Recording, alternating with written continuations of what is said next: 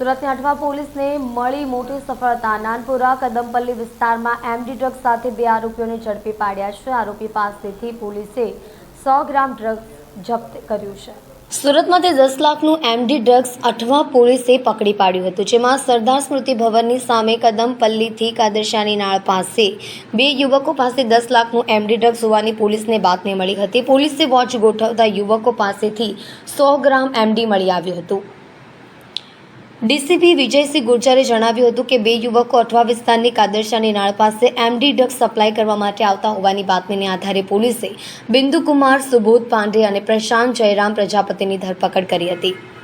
બિંદુકુમાર સુબોધ વડોદ ગામમાં રહેતો હતો અને તેણે ગણેશનગરમાં રહેતા જીતેશ ઉર્ફે પંડિત પાસેથી ડ્રગ્સ લાવ્યા હતા। જીતેશ દ્વારા સુબોધને કહેવામાં આવ્યું હતું કે કાદરશાની નાળ પાસે તમે ડ્રગ્સ લઈને પહોંચો, ત્યારબાદ હું કહું તેને ડ્રગ્સ આપી દેજો। વધુમાં જાણવા મળ્યું હતું કે જીતેશ ઉર્ફે પંડિત મધ્યપ્રદેશનો રહેવાસી છે। હાલ પોલીસ દ્વારા ઝડપાયેલા બંને યુવકોની પૂછપરછ કરવામાં આવી રહી છે। અત્યાર સુધીની તપાસમાં આ બંને વિરુદ્ધ કોઈ પણ ગુનો દાખલ થયો નથી। પહેલીવાર ડ્રગ્સ સાથે ઝડપાયા હોવાનું ધ્યાનમાં આવ્યું છે। બંને આરોપી ઝડપાયા બાદ સરકારી પંચો એફએસએલની ટીમને બોલાવવામાં આવી હતી। એફએસએલની ટીમ દ્વારા તપાસ કરતા એમડી હોવાની પુષ્ટિ થઈ હતી।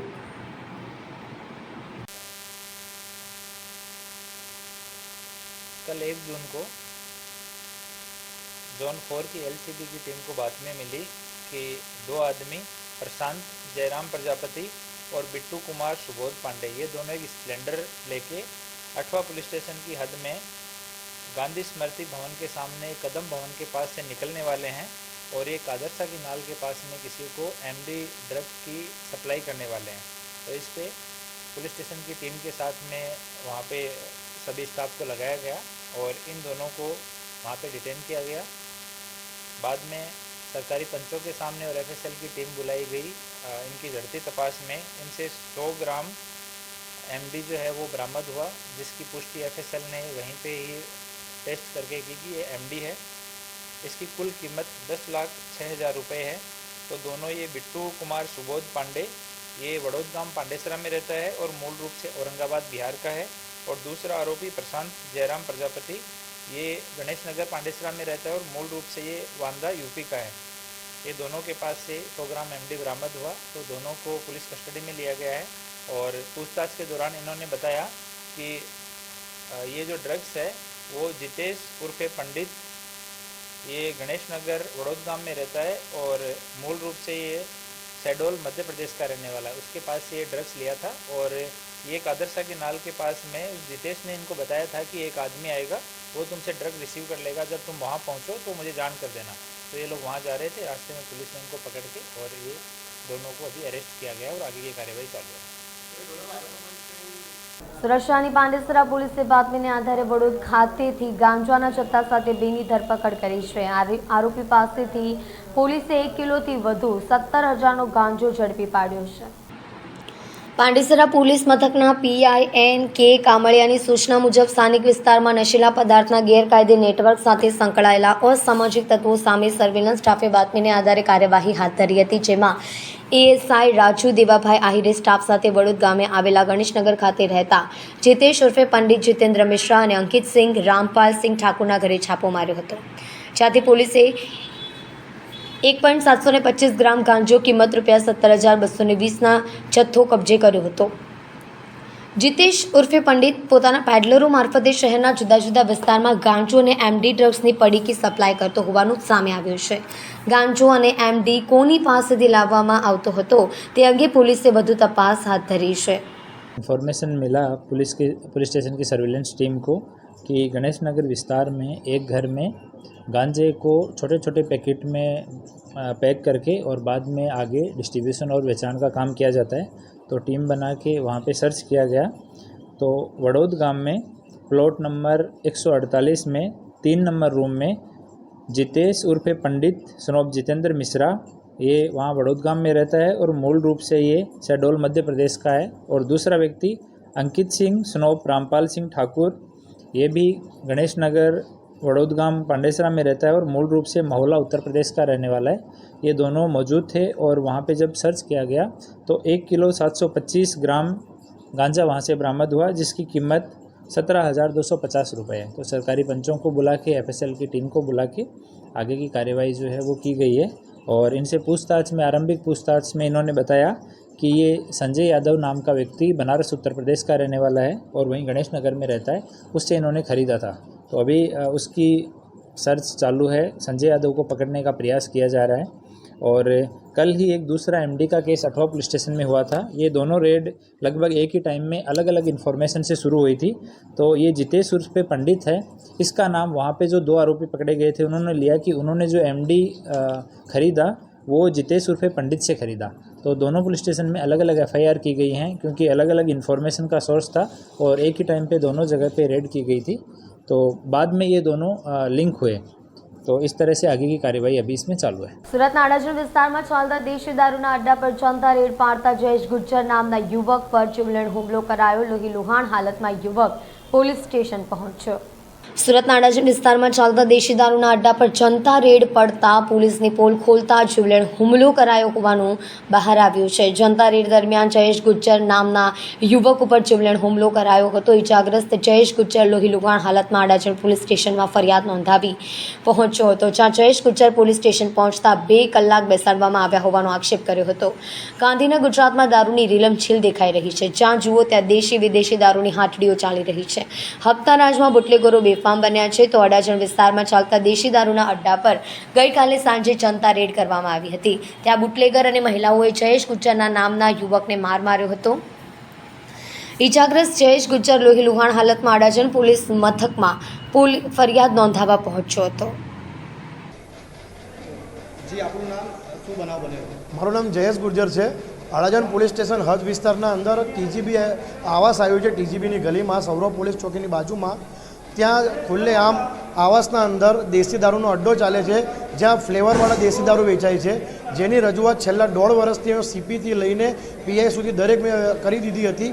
તે છતાં કોઈપણ પ્રકારની કાર્યવાહી ન થતાં આજે અમે લોકો જનતા દ્વારા ફેસબુકનો લાઈવ દ્વારા જનતા રેડ કરવામાં આવી, જ્યાં અનિલ રાઠોડ જે બુટલેગર મેન છે એના દ્વારા અને પિન્ટુ કાડીઓ નામનો વ્યક્તિ દ્વારા મારા પર જીવલેણ હુમલો કરવામાં આવ્યો છે. લાકડાના ફટકા અને સળિયા અને પથ્થરો દ્વારા મારા પર હુમલો કરવામાં આવ્યો છે. જ્યારે હું પોલીસ સ્ટેશન મને લઈ ગયા તો 2 કલાક સુધી મારી બ્લીડિંગ ચાલતી હતી અને મને સંજય ભરવાડ નામના કેશિયરે અંદર અડાજણ પોલીસ સ્ટેશનમાં જે એને અને ઇન્દ્રજીત નામના પોલીસ નો વ્યક્તિ છે ડિસ્ટાફમાં, એ બંને રૂમમાં બંધ કરીને વાઘેલા પર સ્ટ્રેચીસ મારા વધારી દીધા. 2 મુક્કા મારા મોઢા પર મારી દીધા છે એ લોકોએ. હાલ તમે ક્યાં આવ્યા છે અને શું માંગ છે તમારી? હાલ હું અત્યારે સિવિલ હોસ્પિટલમાં છું. મારી એક જ માંગ છે કે આ ગોજિયા સાહેબના રાજમાં એક વખતે મેં જનતા રેડ ઇંગ્લિશ દારૂના અડ્ડા પર કરેલી, ત્યાં વિજિલન્સની રેડ પર કરેલી છે, થયેલી છે અત્યારે અઠવાડિયા પહેલાં જ. અને સાથે સાથે આજે આટલા મોટા જથ્થામાં મેં જે પ્રમાણમાં જથ્થો બતાવ્યો છે તે છતાં પણ આવા ગોજિયા જેવા અધિકારી પર કોઈ કાર્યવાહી નથી થતી. એમને સસ્પેન્ડ કરવામાં આવે. જે ડિસ્ટાફવાળાએ મારા સાથે આ રીતના અભદ્ર વર્તાવ કરીને મને માર માર્યો છે એના પર સાથે સાથે આ બુટલેગરો પર કાર્યવાહી કરવામાં આવે અને મને ન્યાય આપવામાં આવે. કોંગ્રેસના નેતા અમિત ચાવડા સુરતની મુલાકાતે આવ્યા છે. સુરત મુલાકાત દરમિયાન અમિત ચાવડાએ નિવેદન આપતા કહ્યું, દેશમાં પરિવર્તનની લહેર જોવા મળી રહી છે. પરિવર્તનની શરૂઆત ગુજરાતથી થશે. આવતીકાલે લોકસભા 2024ના પરિણામ જાહેર થવાના છે. 7 તબક્કામાં યોજાયેલી ચૂંટણીના પરિણામ પર દેશ દુનિયાની નજર છે. ત્યારે આવતીકાલે કોની સરકાર બનશે તેને લઈને સૌ કોઈમાં ઉત્તેજના જોવા મળી રહી છે. સુરતની મુલાકાતે આવેલા કોંગ્રેસના નેતા અમિત ચાવડાએ કહ્યું, દેશમાં પરિવર્તનની લહેર જોવા મળી રહી છે. આ પરિવર્તનની શરૂઆત ગુજરાતથી જ થવા જઈ રહી છે. ગુજરાતમાં ઇન્ડિયા ગઠબંધનને લોકોએ સારો આવકાર આપ્યો છે તેમ કહેતા ચાવડાએ ઉમેર્યું, દેશમાં 4 જૂને બધાને ખ્યાલ આવી જશે. એક્ઝિટ પોલ ગમે તે કહેતા હોય પરંતુ 4 તારીખે ચિત્ર સ્પષ્ટ થઈ જશે. જેમ ફીલ ગુડ ફેક્ટરનો ફુગ્ગો ફૂટી ગયો હતો તે જ રીતે મોદી સરકાર સામે જે રીતે લોકોમાં રોષ છે તે આવતીકાલે દેખાઈ જ જશે. કોંગ્રેસના નેતા અમિત ચાવડાએ કહ્યું, આખા દેશમાં આ વખતે ચૂંટણી લોકો લડ્યા છે. રાજકીય પક્ષ નથી. મંદી, મોંઘવારી, ભ્રષ્ટાચારથી લોકો ત્રસ્ત છે. બંધારણ બચાવવા, દેશ બચાવવા લોકો લડ્યા છે અને મતદાન કર્યું છે. એક્ઝિટ પોલમાં જે બતાવતું હોય તે પરંતુ પાયાની હકીકત જુદી જ છે. સરકાર સામેની નારાજગી મતમાં પરિવર્તિત થઈ છે. ન ધારેલા પરિણામ આવવાના છે. 2004થી જેમ 2024 સુધીમાં પણ પ્રજા વખતે ઇન્ડિયા ગઠબંધનની વાળી સરકાર બનાવવા જઈ રહી છે. 2004માં 12 બેઠકો કોંગ્રેસે ગુજરાતમાં મેળવી હતી, ત્યારે આ વખતે પણ સારી એવી બેઠકો પર ઇન્ડિયા ગઠબંધન જીતવાનું છે. આ પરિવર્તનની શરૂઆત ગુજરાતથી થવાની છે, તેમાં કોઈ શંકાને સ્થાન નથી. પરિણામ 4 તારીખે છે, શું કહે?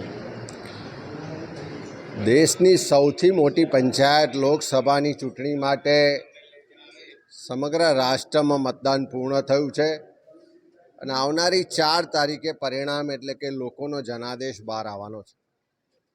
પણ પહેલા ફેઝથી શરૂઆત કરીને છેલ્લા ફેઝ સુધી આખા દેશમાં તમામ જગ્યાએ આપણે જોયું છે કે આ વખતની ચૂંટણી કોઈ રાજકીય પક્ષો કરતાં આ દેશની સામાન્ય જનતા લડી રહી હોય એવું સ્થિતિનું નિર્માણ બધી જ જગ્યાએ થયું છે.